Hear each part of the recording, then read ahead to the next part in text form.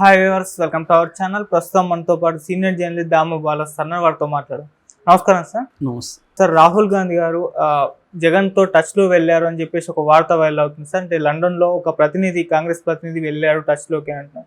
ఎందుకు ఇప్పుడు రాహుల్ గాంధీ జగన్ గారిని కలవాలనుకుంటున్నారు? ఎందుకు సార్? రీజన్ ఏంటి? అంటే రకరకాల పుకార్లు వస్తున్నాయి. మనం కూడా ఆల్రెడీ చెప్పుకున్నాం. ఒకటేమో చంద్రబాబు ఎన్డీఏ కన్వీనర్ అయిపోబోతున్నాడు అనే ఒక పుకారు. తర్వాత ఆల్రెడీ బీజేపీ వాళ్ళు జగన్ టచ్లోకి వెళ్ళారు అని ఒక పుకారు.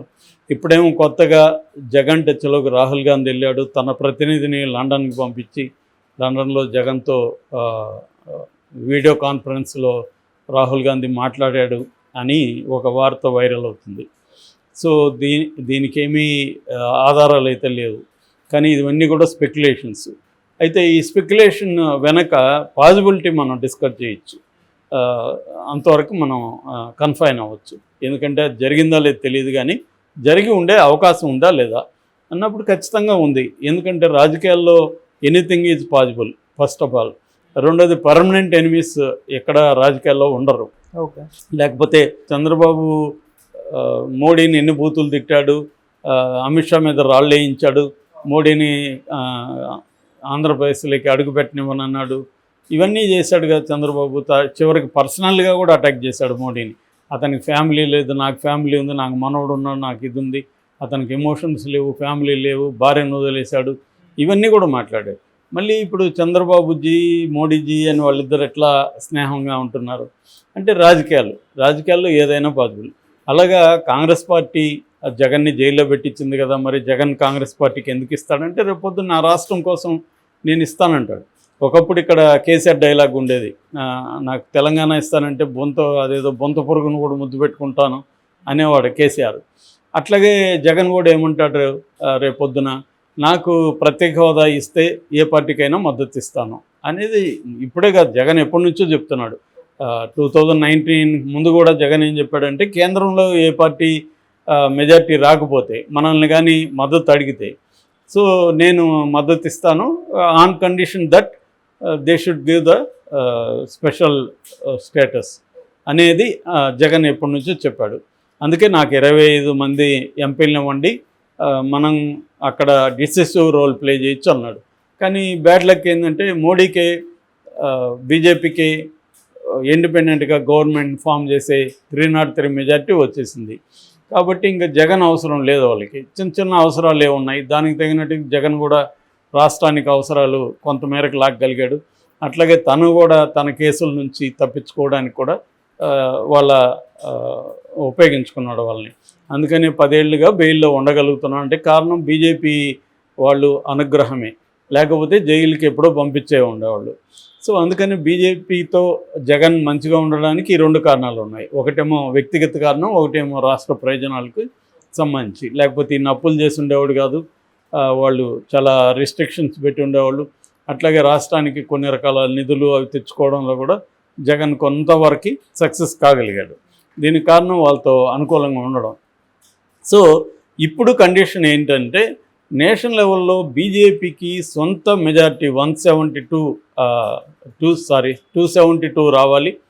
272 సీట్లు వచ్చే పరిస్థితి లేదనేది దాదాపు అన్ని సర్వేలు చెప్తున్నారు. ఓన్లీ బీజేపీ కొంతమందిని దించి ప్రశాంత్ కిషోర్ లాంటి వాళ్ళని ప్రచారం చేయించుకుంటున్నారు, బీజేపీకి ఇంకా మెజారిటీ వస్తుందని. అది పక్కన పెడితే ఇండిపెండెంట్గా ఉన్న సెఫాలజిస్టులు అందరూ కూడా బీజేపీకి ఓన్గా ఈసారి గవర్నమెంట్ ఫామ్ చేసే 272 మ్యాజిక్ ఫిగర్ రాదు అని చెప్తున్నారు. అట్లాగే ఎన్డీఏ కూటమికి కూడా పెద్దగా వచ్చే అవకాశం లేదు.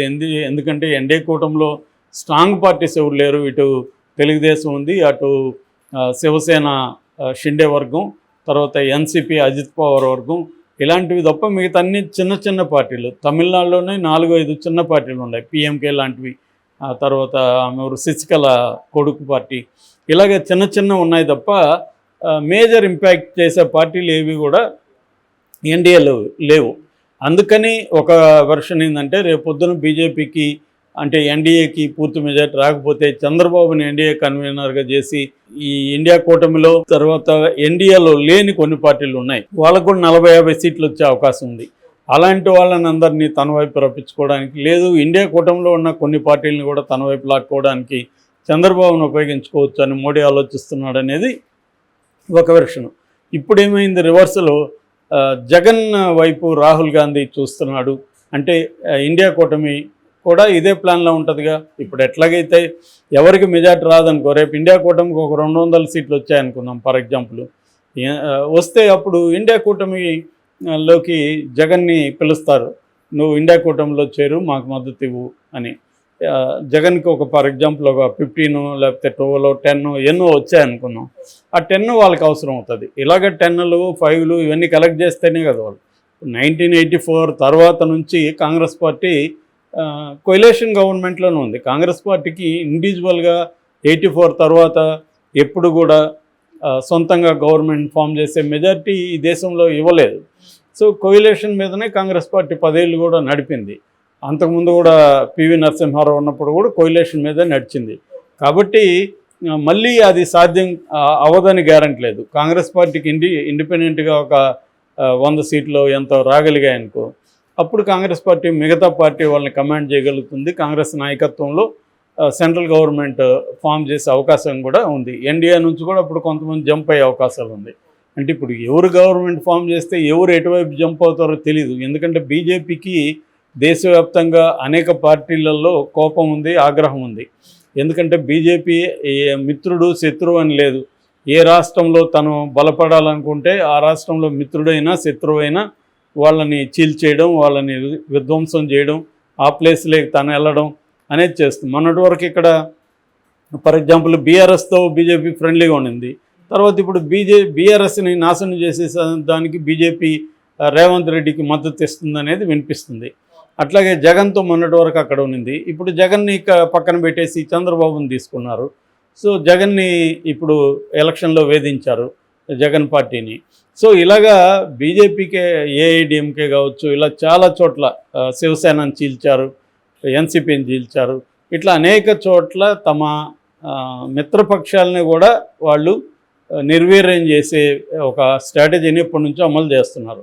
ఇంకా తమకు నిజంగానే వ్యతిరేకంగా ఉన్న వాళ్ళ మీద అయితే ఈడీలు, తర్వాత సిబిఐలు, ఎన్ఐఏలు, ఇవన్నీ ఐటీలు ఇవన్నీ ప్రయోగించి వాళ్ళని ఎక్కడికొక్కడ భయభ్రాంతం చేస్తున్నారు. కేజ్రీవాల్ లాంటి పార్టీని మనం చూస్తున్నాం కదా. కేజ్రీవాల్ని ఆ ఫండ్ తీసుకున్నాడు పార్టీకి అని చెప్పి ఇరికిచ్చి అతన్ని జైలుకి పంపించారు. హేమంత్ సోరెన్ను పంపించారు.